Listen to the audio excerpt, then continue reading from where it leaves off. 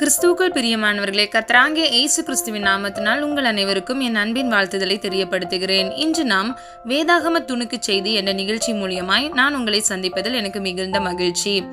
நாம் இன்று தமிழ் வேதாகமும் முதல் புத்தகம் வேதம் நம் கண்ணோட்டம், வேதம் ஒரு கண்ணோட்டம் என்று 3 தலைப்பின் கீழ் நாம் துணுக்கு செய்திகளை நம்ம பார்க்க போகிறோம். முதலாவது தமிழ் வேதாகமம். தமிழில் வேதாகமத்தை மொழிபெயர்த்தவர் சீகன் பால். ஜெர்மனி நாட்டை சேர்ந்த இவர் கிபி 1705 ஆண்டில் தஞ்சைக்கு அருகில் உள்ள தரகம்பாடிக்கு வந்தார்.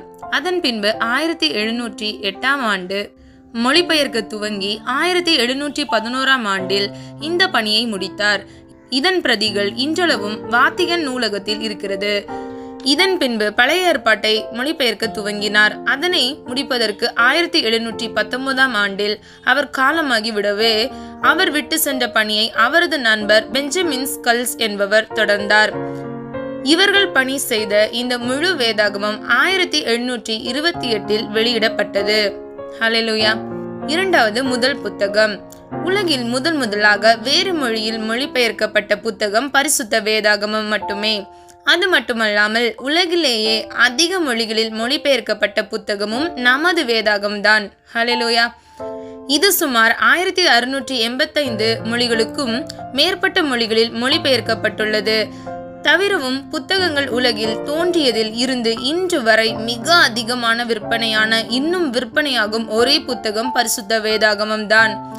புத்தக உலகின் துவக்கத்தில் முதலாக புத்தக வடிவில் வெளிவந்ததும் வேதாகமம் தான். முதலாக வெளிவந்த பிரதிகளில் ஒன்று நியூயார்க்கில் உள்ள ஜெனரல் தியாலஜி செமினரில் இன்றும் கண்காட்சிக்காக வைக்கப்பட்டிருக்கிறது. மூன்றாவதாக வேதம் ஒரு கண்ணோட்டம். நாம் இன்று பயன்படுத்தும் வேதாகமம் மொத்தம் 66 புத்தகங்களை கொண்டது. இது 2 பெரும் பிரிவுகளானது. பழைய ஏற்பாடு, புதிய ஏற்பாடு என்பவையே அந்த 2 பிரிவுகள். இதில் பழைய ஏற்பாட்டில் 39 புத்தகங்களும் புதிய ஏற்பாட்டில் 27 புத்தகங்களும் உள்ளன.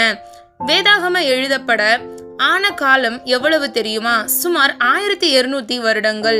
இதை சுமார் 40 பேர் எழுதியுள்ளனர். இவர்களுள் தீர்க்கர்கள், அரசர்கள், சாதாரண மேய்ப்பர்கள் போன்றவர்களும் அடக்கம். பல நூல்களில் ஆக்கியோன்கள் பெயர் தெரியவில்லை. உதாரணமாக எபிரேயர், யோபு போன்ற புத்தகங்கள் ஆசிரியர்கள் பெயர்கள் உறுதியாக தெரியவில்லை. வேதாகமத்தில் மொத்தம் 31,102 வசனங்களும் 1189 அதிகாரங்களும் உண்டு. கத்தோலிக்க வேதாகமத்தில் தள்ளுபடியாமகத்தின் சில பகுதிகளான மக்கபேயர், யூதித் போன்ற வரலாறு சம்பந்தப்பட்ட நூல்களும் அடங்கியுள்ளன. ஹல்லேலூயா.